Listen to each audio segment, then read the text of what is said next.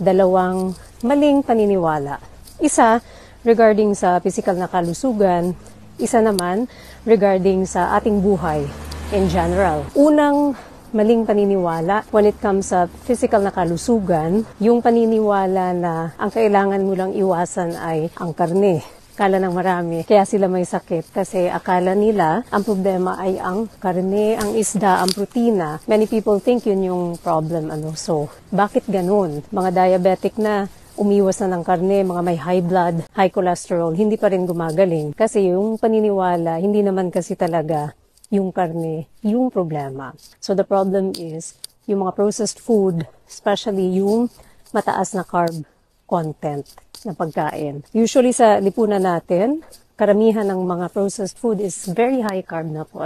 So yun yung isa sa mga maling paniniwala na ngayon ay unti-unti nang naaayos. So yung unang paniniwala about a certain kind of macronutrient. Hindi naman lahat ng carbs masama. Kung wala kang sakit, wala ka namang malakas na family history, hindi masama na kumain ka ng carbs. It means your body can tolerate it. Pero kung may sakit ka na, trinay mo na lahat, lalo na yung mga traditional advices, then it means hindi yun ang salarin. Ikalawang maling paniniwala is, dapat mag-set ka ng napakaraming goals sa sarili mo so you can reach your highest potential. So, bakit po mali, Doc, yung pagpaplano mo to have your best life? Na planuhin mo yung buhay mo, magkaroon ka ng maraming goals. Paano naman naging mali yun? Mali siya only to the extent na kung ang layunin mo lang at kinoconsider mo ay ang sarili mo. Nagiging malaking problema siya na makaka-apekto sa iyo in the long run kung paplanuhin mo ang buhay mo without considering ano talaga ang purpose ng buhay. Ano ba talaga purpose ng buhay na to? Why do you think you are here? Aksidente ka lang ba? Para ka bang nag-magic from nothing? No, you are actually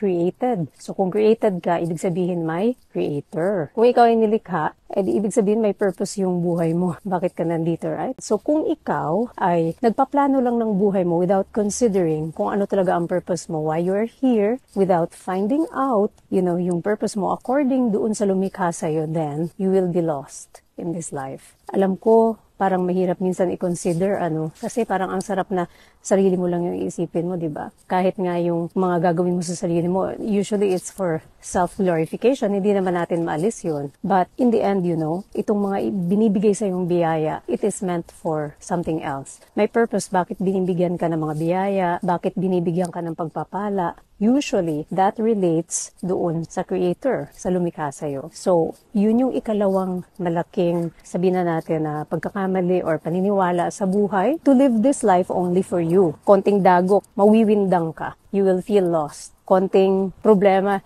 isipin mo bakit ganun? Parang ang malas ko naman ganyan. Kasi hindi mo naiintindihan, may purpose ang bawat bagay.